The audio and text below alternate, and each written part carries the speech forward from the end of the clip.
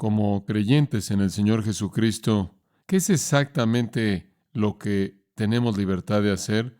Hay cosas que son muy obvias en las Escrituras, mandatos claros. También no solo hay mandatos negativos, sino mandatos positivos, cosas que debemos hacer y también no son muy claras. Pero hay un mundo entero de cosas de las que no se hablan en la Biblia. Y siempre eso presenta la pregunta, ¿cómo tomo una decisión? ¿Cómo tomo una decisión de lo que debo hacer con respecto a algo que no está en las Escrituras? Cosas como, bueno, la Biblia habla de estas cosas en esta categoría: alimento, bebida, bebidas alcohólicas, recreación, deportes, televisión, música, películas, actividades dominicales, póker, otro tipo de juegos, fumar, peinados, estilos de ropa y sigue y sigue y sigue. Ahora sé que hay algunas cosas en la Biblia acerca de este tipo de cosas. De hecho, oí un predicador muchos años atrás que predicó acerca del hecho de que las mujeres nunca debían apilar su cabello sobre su cabeza, porque las Escrituras dicen, no bajes. Eso está en un versículo que dice, aquellos que están arriba no bajen. Esa es una adaptación de ese versículo y tiene que ver con la venida del Señor. Puedes torcer las Escrituras un poco y algunos de ustedes que no pueden todavía entender lo que estoy diciendo, pero más tarde lo van a entender. Hay ese tipo de asuntos y todos hacemos esas preguntas. Realmente hacemos ese tipo de preguntas y generalmente las hacemos diariamente. Y lo fácil, y esto tiene que ver con la historia de lo que podríamos llamar el fundamentalismo, ustedes saben, no hay diversión, demasiada condenación y no hay suficiente actividad mental. Entonces debemos entender la historia del fundamentalismo. Quieren tener una regla acerca de todo y entonces ellos inventan todas las reglas para ti. Yo asistí a una universidad como esa, no teníamos que decidir nada acerca de nada porque todo ya había sido decidido y ya se había hecho una regla. Habían reglas acerca de la hora a la que nos debíamos despertar, a qué hora nos acostábamos, a qué hora estudiábamos, con quién podíamos hablar, qué tan lejos podíamos caminar en términos de metros con una niña a nuestro lado y antes de que tuviéramos que separarnos. Habían reglas para todo y simplificaban la vida a nivel superficial, pero a nivel interno lo hacían más complicado sin tener esperanza alguna. ¿Cómo debemos tomar decisiones acerca de cosas que no se nos indican claramente en las Escrituras? ¿Cómo desarrollamos un criterio para tomar ese tipo de decisiones de una manera que honra a Dios y de una manera que nos beneficia y de una manera que causa que el cuerpo de Cristo crezca y de una manera que hace que el Evangelio sea creíble y atractivo a los incrédulos? Entonces, permítanme darles una pequeña lista. Muy bien, voy a darles un par de puntos si tenemos suficiente tiempo y espero acabarlos, aun si tenemos que apresurarnos un poco. Número uno, haremos una pregunta. ¿Será espiritualmente benéfico? ¿Será espiritualmente útil? No estamos buscando ese tipo de cosas con las que podemos salirnos con la nuestra con un daño mínimo. No estamos buscando una vida cristiana de alto riesgo. No estamos buscando qué tan cerca me puedo colocar a la orilla y aún así no quemarme. Y hay muchas personas que creen que su libertad consiste en vivir al filo de todo y tratar de evitar el desastre. Esa nunca es la pregunta. La pregunta que comienza en nuestra mente es, ¿será benéfico espiritualmente? ¿Qué puedo hacer que va a tener un impacto espiritual positivo en mi vida? Observa 1 Corintios capítulo 6, 1 Corintios capítulo 6, versículo 12. Y simplemente voy a seleccionar algunas escrituras conforme avanzamos. Puedes escribirlas y estudiarlas más adelante por tu cuenta. En el versículo 12, Pablo dice esto: todas las cosas me son lícitas. Y obviamente tenemos que aclarar eso. Todas las cosas que no son lícitas me son lícitas. Pablo simplemente está diciendo, disfruto una gran medida de libertad, cosas que las Escrituras no prohíben de manera específica. Todas las cosas que son lícitas me son lícitas. Todas las cosas que no son prohibidas me son lícitas, pero no todas las cosas son útiles. No estoy buscando invertir mi vida en cosas que no me dan un dividendo espiritual. Si no promete darme algún beneficio espiritual positivo, entonces, ¿por qué me voy a involucrar en esto? Literalmente el verbo ahí traducido útil es umfero. Significa unir todo para el provecho de una persona. ¿Va a ayudar de manera directa en mi desarrollo espiritual? ¿Cultiva la piedad? Todas las cosas son lícitas y no son prohibidas por Dios, Pero el mundo está lleno de cosas que prometen ningún beneficio espiritual real en absoluto.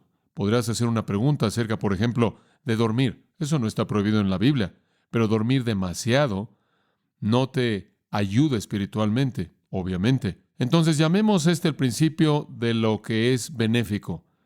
El principio de lo que es benéfico. Voy a hacer la pregunta, ¿es esto benéfico para mi desarrollo espiritual? Si voy ahí, si hago eso, si veo eso, si experimento eso, si me involucro en esa actividad o esa relación, ¿tiene un beneficio espiritual inmediato o a largo plazo? Veamos un segundo punto. Vamos a llamar el primero benéfico. Esto es útil para mí espiritualmente. El segundo va a contribuir para mi desarrollo espiritual. ¿Me va a edificar? El primero es beneficio. Este es edificación. Pasa a 1 Corintios capítulo 10. Y aquí el apóstol Pablo está hablando de la misma idea con palabras muy parecidas.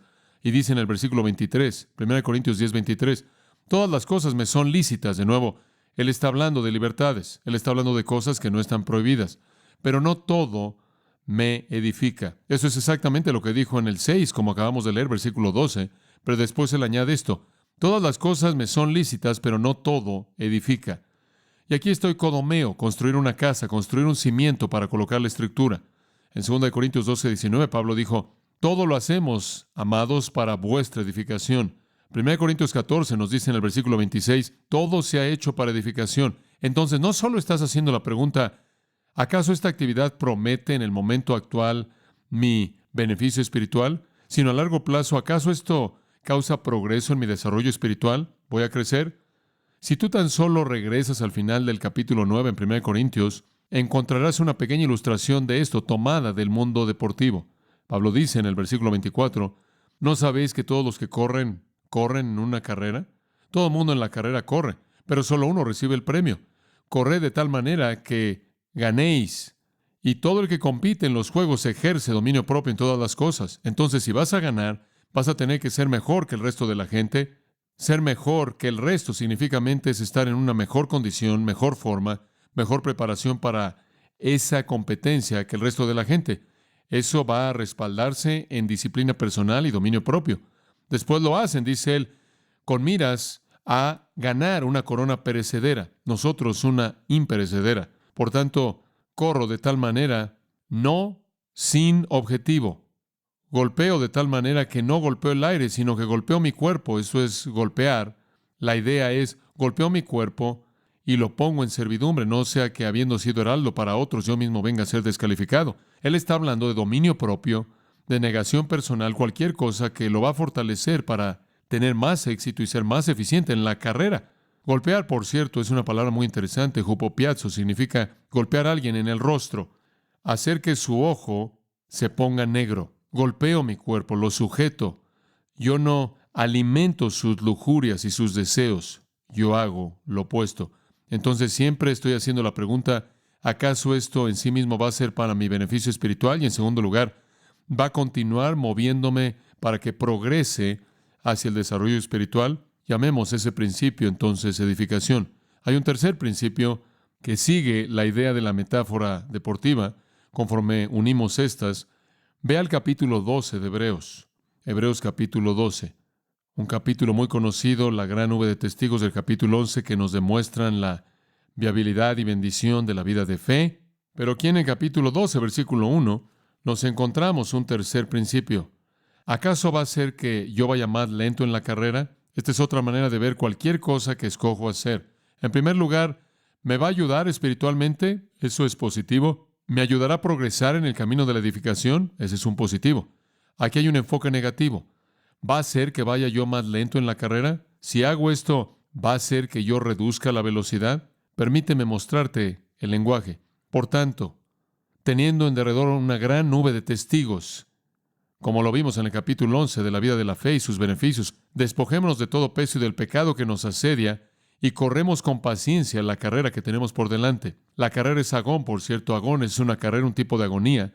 Yo corrí en atletismo en preparatoria y en la universidad, y no hay un deporte en el que jamás he participado en mi vida que sea tan agonizante como el correr. Y hay una recompensa tan pequeña por correr. Esa es la razón por la que no entiendo el salir a correr sin meta alguna. Por lo menos si estás en una carrera en sí, puedes tener la oportunidad de ganar. Nunca nadie gana cuando sales a correr. Es como jugar básquetbol sin tener canastas. Pero la palabra agón es una palabra fuerte. Tiene que ver con demandar el esfuerzo más intenso, dominio propio, disciplina personal, determinación, perseverancia y demanda perseverar. Notarás ahí que en el versículo 1 también habla de perseverancia, hupomone, una determinación estable. Significa permanecer debajo de. Lo que quiere decir es permanecer debajo de la presión, permanecer debajo del dolor, permanecer debajo de la agonía del acontecimiento hasta que termine la carrera, hasta el final. Necesitamos correr con perseverancia. Esto nos recuerda un punto muy importante y es algo triste pensar en esto, pero he vivido ya por suficiente tiempo como para ver a mucha gente que corrió muy rápido en la parte del frente, pero de alguna manera se colapsa a la mitad de la carrera y no perseveran hasta el final. Como ustedes saben, yo veo a mi papá que murió hace 2 años atrás, este próximo junio, 91 años de edad, y todavía estaba predicando la Biblia cuando tenía 90 años de edad. Y creo que lo que es tan maravilloso entre muchas cosas acerca de mi papá es que él corrió así hasta el final. Él corrió la carrera hasta el final. Él todavía estaba leyendo cuando tenía 90 años de edad, preparándose para enseñar la palabra de Dios. Ese es un tipo de perseverancia sorprendente. Con frecuencia me acuerdo de una competencia en la que estuve cuando estuve en mis días de universidad. Estuve en una competencia de relevos en Orange County. Nuestra universidad estuvo ahí. Estábamos en la final. Era una carrera de 4 hombres y yo fui el segundo. El primero es el que sale, el segundo lo pierde y los últimos 2 son los que se recuperan. Yo básicamente era un jugador de béisbol convertido en un sprinter. Nuestro primer hombre corrió y me entregó la estafeta. Corrí la mejor carrera de mi vida. Llegué en primer lugar, lo cual fue emocionante. Se la entregué a Ted, el tercer hombre. Le entregué la estafeta en su mano, un pase perfecto ahí, sobre el mismo carril. Íbamos muy bien y estábamos en un lugar para ganar la carrera. Y Ted entonces da la vuelta y llega al otro lado de la pista y a la mitad de la pista se detiene. Se sale y se sienta en el césped. Se acabó. Terminó. Yo estaba en shock. Yo llegué corriendo con él y le dije, ¿qué pasó? Por cierto, lo vi no hace muchos meses atrás y tuve este realmente mal sentimiento. Es como hace 40 años atrás, 50, raro. Me acerqué y corrí y le dije, Ted, ¿qué pasó? Él dijo, no sé, simplemente no tuve ganas de correr. Oh, quería pegarle con mis tacos. ¿Me entienden? Hay algo maravilloso en perseverar. Ahora, ¿cómo vas a poder correr una carrera con perseverancia? ¿Cómo vas a poder correr la carrera de tal manera que no te colapses, que no avergüences al Señor, que no traigas vergüenza sobre tu vida, que no deshonres a la iglesia en el nombre de Cristo con algún gran fracaso? ¿Cómo corres con perseverancia? 2 cosas tienes que enfrentar. Tienes que despojarte de 2 cosas. Todo peso y el pecado. Ahora escucha, debido a que esas 2 palabras están ahí, peso y el pecado, entendemos que no significan lo mismo. Entonces, pecado lo entendemos con claridad. Sabemos lo que es el pecado. Pero, ¿qué es peso si no es pecado? Es cualquier cosa que te hace ir más lento. Es cualquier cosa que te hace ir más lento. Podría ser la Internet. Podría ser el Game Boy o uno de estos otros Xbox. Ni siquiera sé de lo que estoy hablando, pero eso es. Si no es físico, no lo entiendo. Si es digital, no lo entiendo. ¿Qué es un peso? Onkos en griego. Onkos. Peso es lo que significa. Es peso, no es pecado. Es como un sprinter bien preparado que tiene pesas en los tobillos y trae puesta una gabardina. ¿Por qué harías eso? No está mal. Se permite, nada más que es innecesario, es peso innecesario. Hace que reduce tu velocidad, quita tu atención, te quita la energía, quita tu entusiasmo por las cosas de Dios.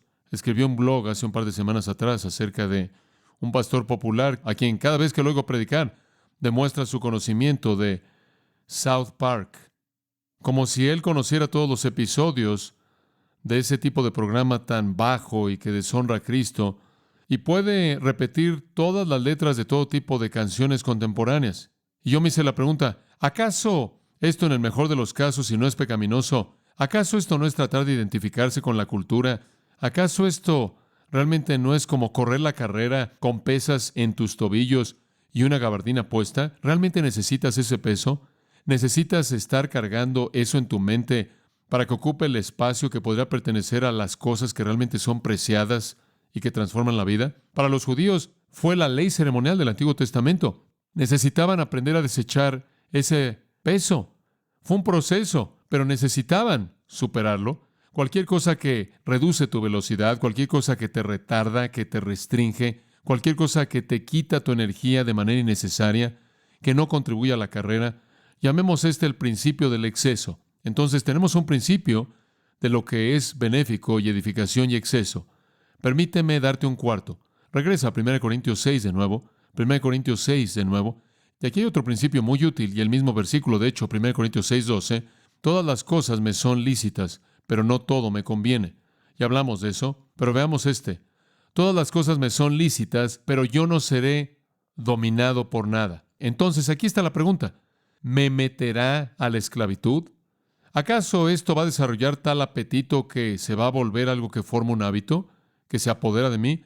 ¿Qué tan ridículo es para un hombre por diseño de Dios, el rey de la tierra, el pináculo de la creación de Dios, convertirse en un esclavo de una computadora, un esclavo de un juego, o un esclavo de un pasatiempo, o un esclavo de una televisión, un esclavo de lo que sea? Bebida, drogas, fumar, meter hierbas en tu cara y encenderlas. No tiene sentido para mí. Y después que pase humo por tu nariz, ¿con qué propósito? Puedes volverte adicto a cualquier cosa. Somos criaturas diseñadas para hábitos. Somos pecadores habituales antes de que somos salvos, y es difícil convertirte en una persona justa habitual, aún inclusive de que el Espíritu de Dios ha hecho una obra poderosa y continúa haciéndolo, porque somos criaturas de hábito y esos hábitos están profundamente arraigados en nosotros. Pero fuimos hechos para hábitos. Somos hechos cuando somos salvos para hábitos buenos. Es lo que Efesios 2:10 está diciendo, que literalmente fuimos vueltos a hacer para buenas obras y necesitamos asegurarnos de que hacemos el máximo esfuerzo para crear el tipo de hábitos que son buenos. Algunas personas son adictas literalmente a la música. Algunas personas son adictas a cierto tipo de música, ropa, siguiendo la última moda, adictos a las compras. Y ustedes saben, hay todo tipo de estas cosas, y no estamos hablando de estas cosas que son cosas inmorales en el área de las adicciones. Simplemente estamos hablando de cosas que entran a tu vida y se apoderan de tu vida, y cuando tomas decisiones acerca de lo que haces, esas decisiones son influenciadas por la necesidad de satisfacer este deseo controlador. Normalmente no se necesita mucho tiempo para que alguien cultive hábitos que se apoderan de su vida, aunque en sí mismos no son pecado. El seguir hábitos pecaminosos.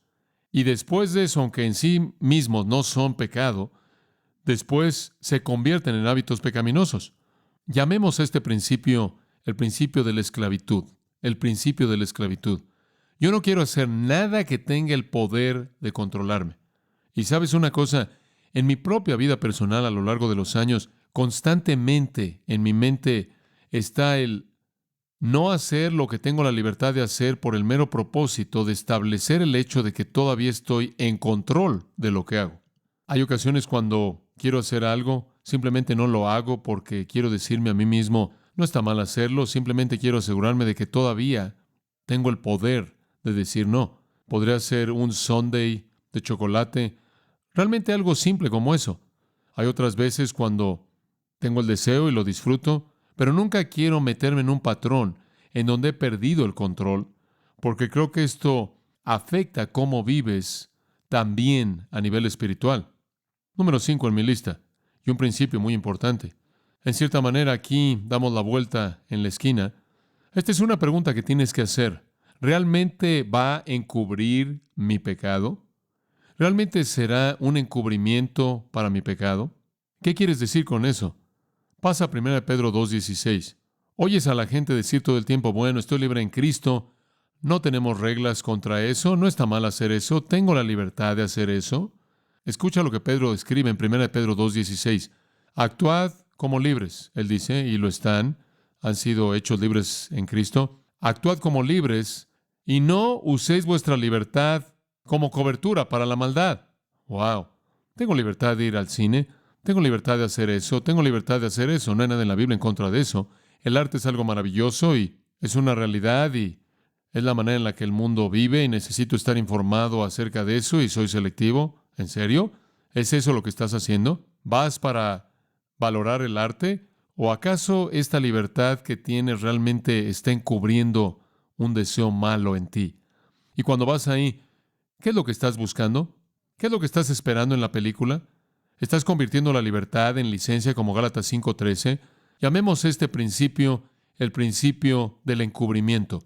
Es cuando dices una cosa, pero realmente tienes otra cosa en mente y has usado tu libertad como una mentira, tu libertad como una cubierta falsa para involucrarte en una actividad pecaminosa. Número 6. ¿Me hará ignorar mi conciencia? ¿Me hará ignorar mi conciencia? Ahora, podremos pasar una semana entera hablando de la conciencia, algo muy importante, y quizás algún día haremos eso. Pero pasa a Romanos 14 por un momento. Simplemente vamos a darles el panorama general el día de hoy. Cuando entiendes la función de la conciencia, te beneficias mucho de ella. Permíteme tan solo dártela rápidamente. Muy bien. Tenemos la ley de Dios escrita en nuestros corazones desde que nacemos. Romanos 2. Aún aquellos que no tienen la ley escrita, tienen la ley de Dios escrita en sus corazones. Muy bien. Ese es un deber moral. Hay un sentido sustancial de cimiento de lo que está bien y lo que está mal, que es parte de la mente humana. Es parte de ser humano el identificar o el distinguir lo que está bien de lo que está mal. De hecho, en el Antiguo Testamento, cuando el profeta Jonás, al final de la profecía, se refiere a la ciudad de Nínive, dice que hay unos 120,000 que no pueden distinguir su mano derecha de su mano izquierda. Y esa es una descripción de niños que es un paralelo en los escritos mosaicos que dicen que no conocen lo que está bien de lo que está mal. Están debajo de la edad en la que entienden lo que está bien de lo que está mal. Estamos hablando de gente pagana, que no distingue lo que está bien de lo que está mal porque simplemente son infantes, son niños pequeños. La suposición entonces es que van a crecer hasta saber lo que está bien y lo que está mal. Es parte de ser un humano maduro el tener ese sentido moral.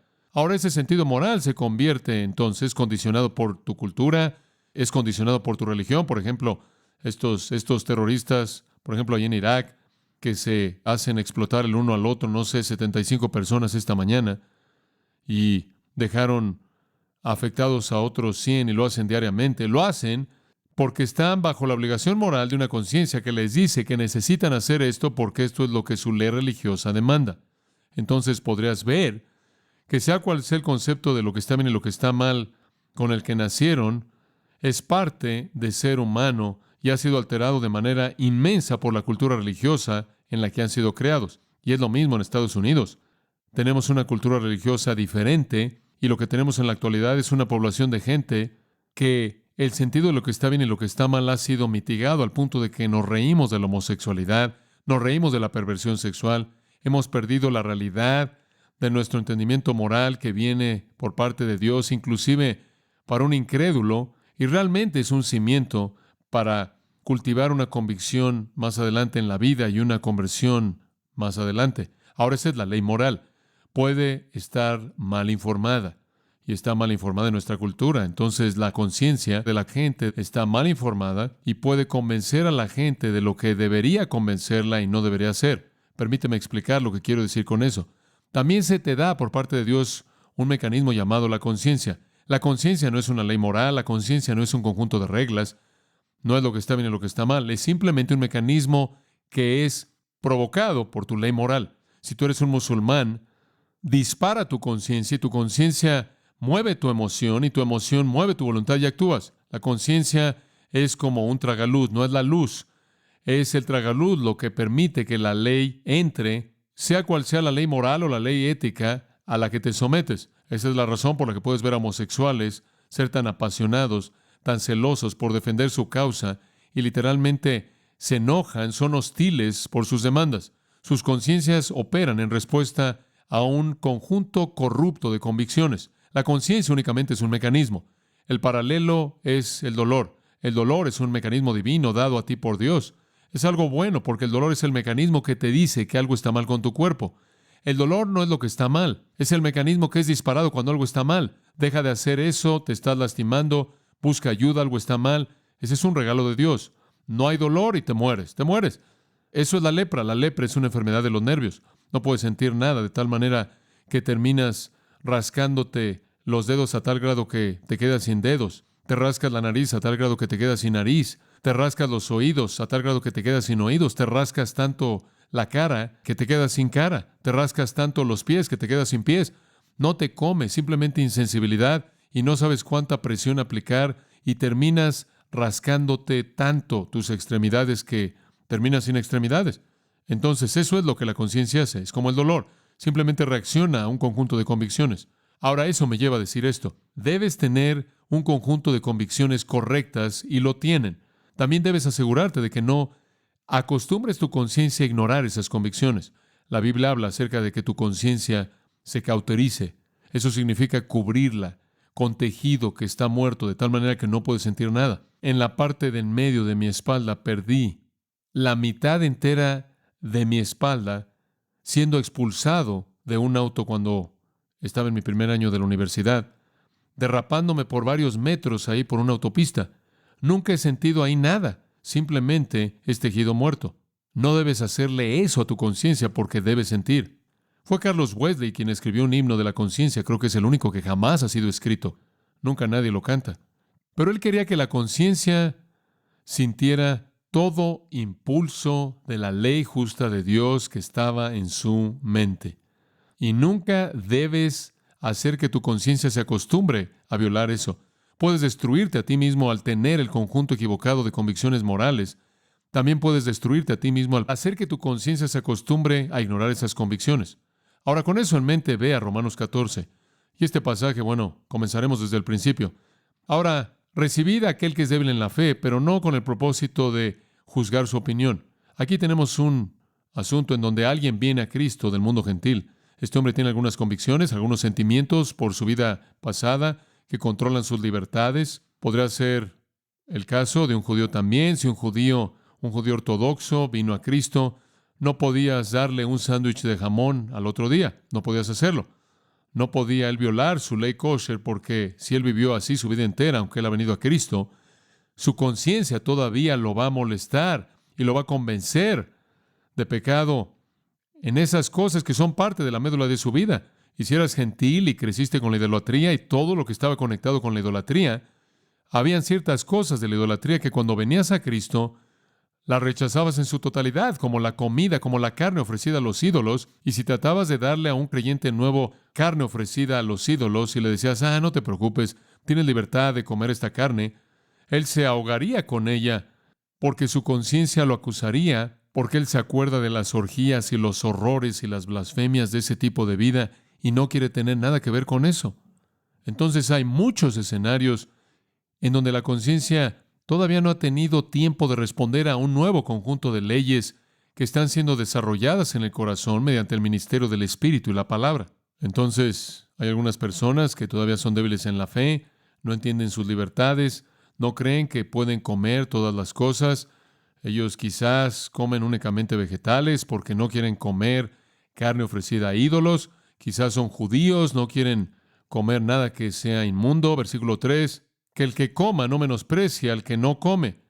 No puedes menospreciar a estas personas, por favor. Disfruta de tu libertad. El que no come, no juzgue al que come, porque Dios lo ha aceptado. ¿Por qué vas a juzgar al siervo de otro?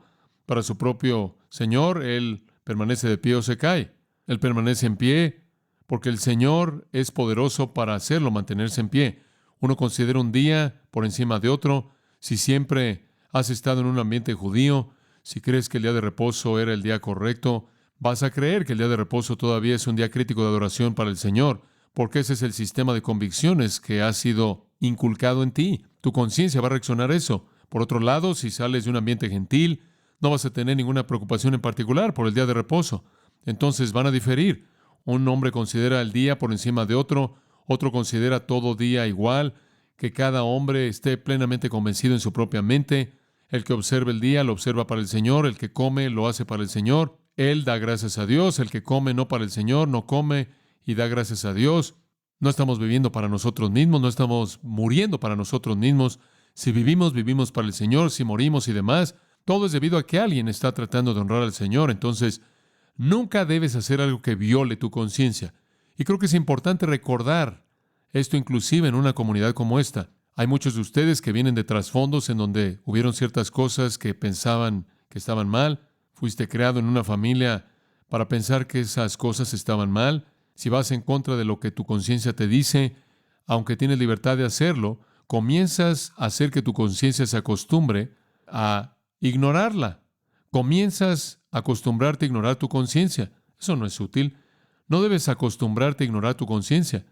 Ve al versículo 22. La fe que tienes, tenla como tu propia convicción delante de Dios.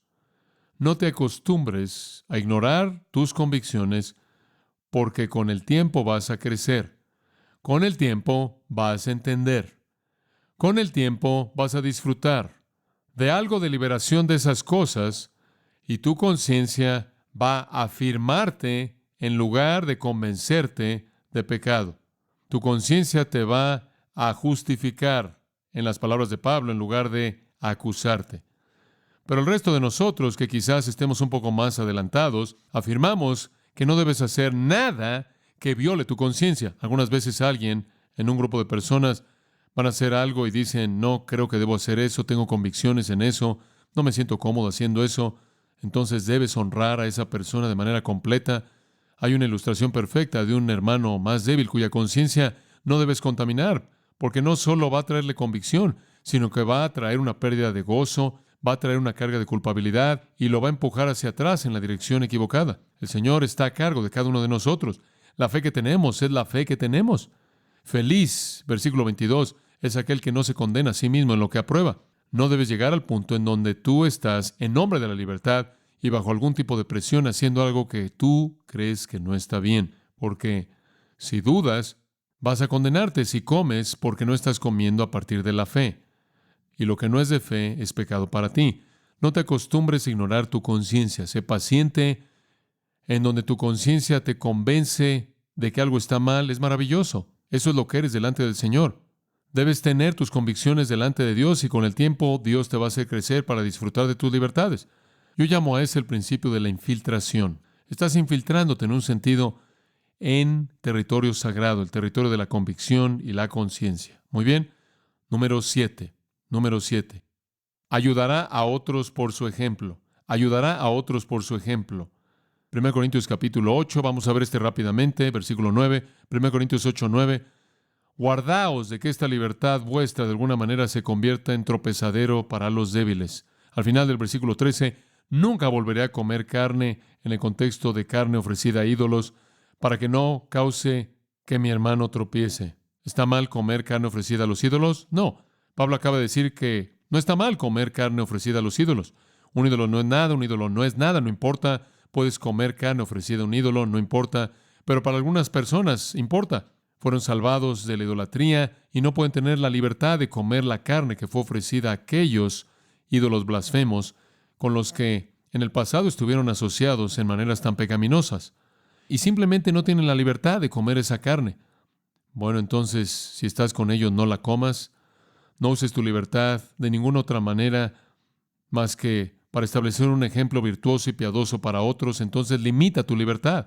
Tom Pennington dijo eso en una pequeña sesión de preguntas y respuestas cuando dijo, sabes que eres espiritualmente maduro cuando tienes la libertad de no ejercer tus libertades. ¿Por qué? Porque estás preocupado con establecer un ejemplo para alguien quien, si sigue esas libertades, caería en pecado. Cuando la gente me hace preguntas de eso, le digo, bueno, hay algo que no hago. Hay cosas que puedo hacer, pero no las hago. Y la razón por la que no las hago es porque si las hago, entonces me podría convertir yo en la persona que en cierta manera concedo permiso para que todo mundo haga eso y quizás no puedan enfrentar esa situación y podría llevarlos a pecar.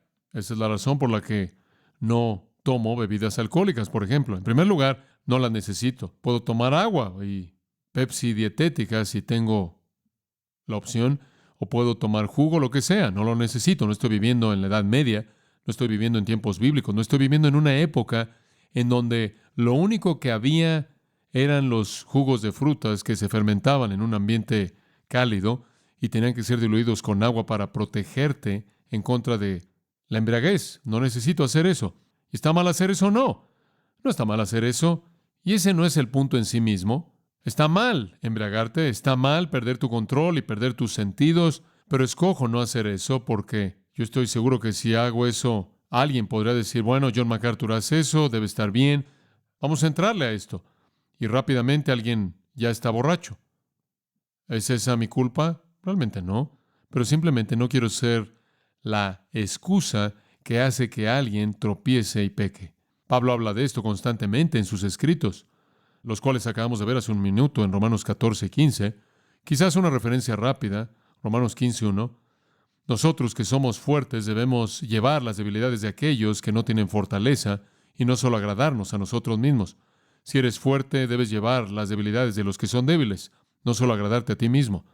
Que cada uno agrade a su prójimo para lo que es bueno, para su edificación. Entonces, debes hacer lo que va a ser para el beneficio de otros que están viendo tu vida. No debes causar que tropiece. Y hay más en 1 Corintios 8. No debes hacer que él se entristezca, que sea devastado. Entonces, no debes derribar la obra de Dios en su vida. Entonces, ese es el principio del ejemplo. Muy bien. Número 8. ¿Llevará a otros a Cristo? ¿Llevará a otros a Cristo? Ese es un punto evangelístico. Rápidamente, Romanos 14:16. No dejes algo que es bueno para ti, bueno, sea hablado como algo malo, porque el reino de Dios no consiste en comer y beber, sino justicia, paz y gozo en el Espíritu Santo. El que de esta manera sirve a Cristo es aceptable a Dios y aprobado por los hombres. Esa es la afirmación operativa, aprobado por los hombres. Cuando vives el tipo de vida que nunca abusa la libertad, tú provees la mejor oportunidad para que los hombres reconozcan de manera positiva tu vida. Si te estás llamando a ti mismo cristiano, declarando que eres cristiano y viviendo en el borde de la libertad, y el mensaje podrá ser un poco más difícil de comunicar debido al modelo y al ejemplo de tu vida, porque está tan cercano a aquello en lo que toda la gente se involucra. Creo que son las restricciones de nuestras vidas espirituales lo que le muestra a la gente de manera visual la naturaleza distintiva de la obra de Cristo en nuestros corazones. Y si nuestras vidas van a ser aprobadas, dóquimos, si van a ser probadas por la gente que nos ve y aprobadas después de una evaluación como esa, entonces vamos a tener que vivir vidas que están lejos de la orilla. Tenemos que retraernos a la zona en donde somos obviamente diferentes que nuestra cultura. Dos más y simplemente las voy a mencionar porque se acabó el tiempo. Va a ser coherente con la semejanza a Cristo. El principio que les acabo de dar es el principio de evangelismo. Si las estás escribiendo, el principio de evangelismo. Número 9. ¿Es coherente con la semejanza a Cristo? 1 Juan 2:6, la pueden buscar. 1 Juan 2:6. Si decimos que estamos en Cristo, que permanecemos en Él, debemos andar como Él anduvo. Entonces haces la gran pregunta. ¿Qué es lo que Jesús haría, verdad? ¿Qué haría Jesús? ¿Haría Jesús esto? No puede pasar esa prueba. Y una prueba final glorificará a Dios. Por cierto, lo que Jesús haría sería el ejemplo, si estás buscando una palabra, y la última, glorificará a Dios. Si pues coméis o bebéis o todo lo que hagáis, hacedlo todo para la gloria de Dios, el principio de la exaltación. Muy bien, es benéfico, será útil, edificación, me edificará, exceso, reducirá mi velocidad, esclavitud, me va a meter en esclavitud, excusa, va a cubrir mi pecado, infiltración, va a hacer que mi conciencia se acostumbre en la dirección equivocada. Ejemplo, va a establecer un patrón útil. Evangelismo, va a llevar a otros a Cristo. Ejemplo, va a ser como Cristo. Exaltación, glorificará a Dios. Llamo a esto la facilidad de la toma de decisiones. Oremos. Padre, qué gran mañana, comunión y adoración, y simplemente es maravilloso estar juntos y considerar tu palabra y cuán rica es. Que la apliquemos para tu gloria en el nombre de Cristo. Amén.